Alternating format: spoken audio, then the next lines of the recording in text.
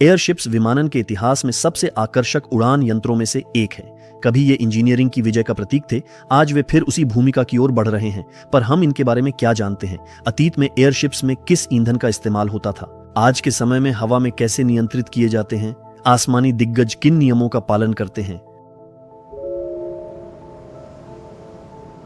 आपका स्वागत है एयरशिप्स अपनी जुबानी पॉडकास्ट में, जो नई पीढ़ी के एयरशिप परियोजना को समर्पित है।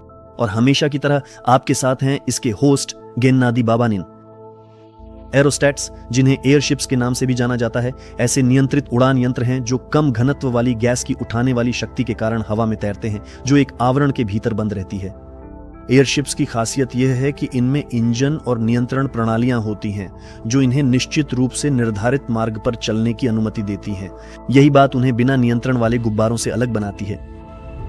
एयरशिप्स को आमतौर पर उनकी संरचना की विशेषताओं के आधार पर वर्गीकृत किया जाता है और ये 3 प्रकारों में विभाजित होते हैं।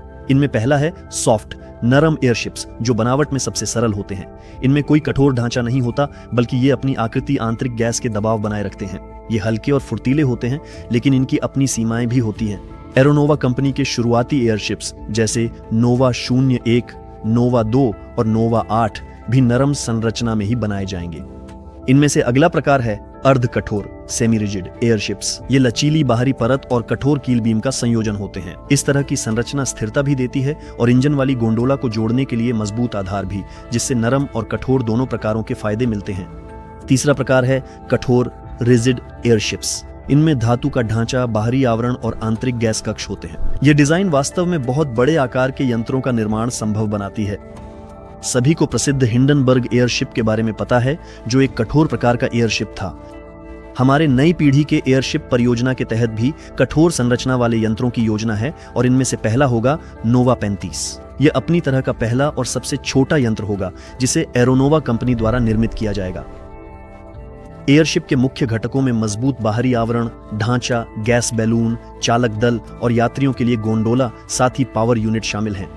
आजकल बाहरी आवरण को पॉलिएस्टर या नायलॉन के साथ साथ अधिक मजबूत कपड़ों जैसे वेक्ट्रान, एरोमिड या केवलर से भी बनाया जा सकता है। ये कपड़े उच्च मजबूती और घिसावरोधी क्षमता प्रदान करते हैं और उसकी वायुरोधिता तथा सूर्य की किरणों और नमी से सुरक्षा के लिए उस पर पॉलीयूरीथेन फिल्में और अन्य विशेष कोटिंग्स लगाई जाती हैं। गोंडोला एक लटकी हुई केबिन होती है जिसे पायलटों, यात्रियों, माल और अन्य आवश्यक उपकरणों को रखने के लिए डिजाइन किया गया है। एयरशिप का पारंपरिक आकार केवल सुंदरता के लिए नहीं, बल्कि वायुगतिकी के क्षेत्र में इंजीनियरिंग गणनाओं का परिणाम है। अधिकांश एयरशिप्स लंबी सिगार के आकार की होती हैं, जिससे वायु प्रतिरोध न्यूनतम रहता है और उड़ान के दौरान स्थिरता बनी रहती है। एयरशिप्स की अन्य संरचनाएं भी देखने को मिलती हैं, हालांकि वे काफी कम होती हैं और ये आमतौर पर प्रयोगात्मक संस्करणों से संबंधित होती हैं, जैसे कि गोलाकार, फॉर्मिडियन और छपटी आकृतियां। एयरशिप का आकार उड़ान के भौतिकी के नियमों द्वारा निर्धारित होता है। जितनी बेहतर उसकी एरोडायनामिक्स होती है, उतनी ही कम ऊर्जा वायु प्रतिरोध को पार करने के लिए आवश्यक होती है। इसीलिए एयरशिप्स के आकार को उनकी डिजाइनिंग के चरण में ही सावधानी पूर्वक तैयार किया जाता है। एयरशिप के विशेष प्रकार का चयन उसके उद्देश्य पर निर्भर करता है, चाहे वह यात्रियों का परिवहन हो, सैन्य कार्य हो या वैज्ञानिक अनुसंधान। एरोस्टेट की विशिष्टताएं सीधे तौर पर उसके आकार, संरचनात्मक विशेषताओं और प्रयुक्त गैस के प्रकार पर निर्भर करती हैं। उदाहरण के लिए, एक घन मीटर हीलियम लगभग 1 किलोग्राम भार उठाता है, इसलिए आयतन एक निर्णायक पैरामीटर है। जितना बड़ा आवरण का आंतरिक आयतन होता है, उतनी ही अधिक उठाने वाली शक्ति उत्पन्न होती है। उदाहरण के तौर पर बार बार उल्लेखित हिंडनबर्ग को लिया जा सकता है, जिसका आयतन लगभग 2 लाख घन मीटर था। इससे वह लगभग 100 टन उपयोगी भार ले जा सकता था, चाहे वह यात्री हो या कोई अन्य सामान। ऐतिहासिक रूप से सबसे पहले एयरशिप्स का अस्तित्व हाइड्रोजन की वजह से संभव हुआ, जो ब्रह्मांड का सबसे हल्का गैस है। इसकी विशिष्ट उठाने की क्षमता 1.2 किलोग्राम प्रति घन मीटर है और यह सभी विकल्पों से बेहतर थी, जिससे ये यंत्र अत्यंत प्रभावी बनते थे। हाइड्रोजन को इलेक्ट्रोलिसिस, पानी या अम्लों की धातुओं के साथ प्रतिक्रिया द्वारा आसानी से बनाया जा सकता है, जिससे यह सस्ता और सुलभ हो जाता है। इसकी एकमात्र घातक कमी इसकी अत्यधिक ज्वलनशीलता है। जरा सी चिंगारी, स्थैतिक बिजली या बिजली का झटका भी तबाही ला सकता था। एयरशिप हिंडनबर्ग की त्रासदी सबसे उज्जवल और दुखद उदाहरण बन गई, जो यात्री एयरशिप्स के युग के अंत का प्रतीक बन गई। सुरक्षित विकल्प की तलाश ने अंततः हीलियम तक पहुंचाया है।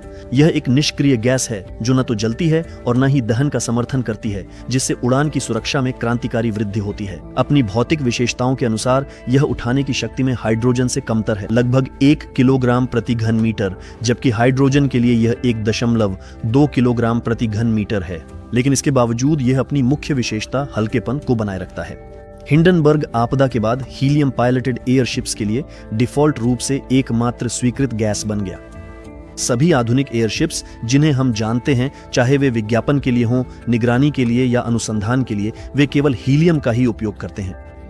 बेशक गर्म हवा, मीथेन या पूरी तरह से भविष्यवादी वैक्यूम अवधारणाओं जैसी अन्य विकल्प भी मौजूद हैं, लेकिन ये सभी समाधान या तो अपनी भौतिक विशेषताओं में हीलियम और हाइड्रोजन से कमतर हैं या फिर आज की तारीख में तकनीकी कारणों से संभव नहीं है। अगर हम वैक्यूम एयरशिप्स की बात करें तो इतनी हल्की और मजबूत खोल बनाना अभी तक संभव नहीं है। एयरशिप्स की आगे की गति को शक्तिशाली इंजन सुनिश्चित करते हैं। आधुनिक मॉडलों में ये इंजन इलेक्ट्रिक या हाइब्रिड होते हैं, जबकि ऐतिहासिक एयरशिप्स में पेट्रोल इंजन हुआ करते थे। प्रोपेलर थ्रस्ट पैदा करते हैं, जबकि रडर, क्षैतिज, ऊर्ध्वाधर और थ्रस्ट वेक्टर नियंत्रण प्रणालियां दिशा, ऊंचाई बदलने और यान को निर्धारित बिंदु पर स्थिर रखने की अनुमति देती हैं। आधुनिक तकनीकों का विकास एयरशिप्स के पुनरुत्थान में योगदान दे रहा है, जिससे वे भविष्य के पर्यावरण के अनुकूल और प्रभावी परिवहन साधन बन रहे हैं। इसलिए यदि आप विमानन के इतिहास, उड़ान की भौतिकी या परिवहन क्षेत्र में नवाचारों में रुचि रखते हैं, तो आप सही जगह पर हैं। एयरशिप्स वास्तव में एक आकर्षक विषय हैं जो तकनीक, विज्ञान और आकाश की रोमांचक दुनिया को एक साथ जोड़ते हैं।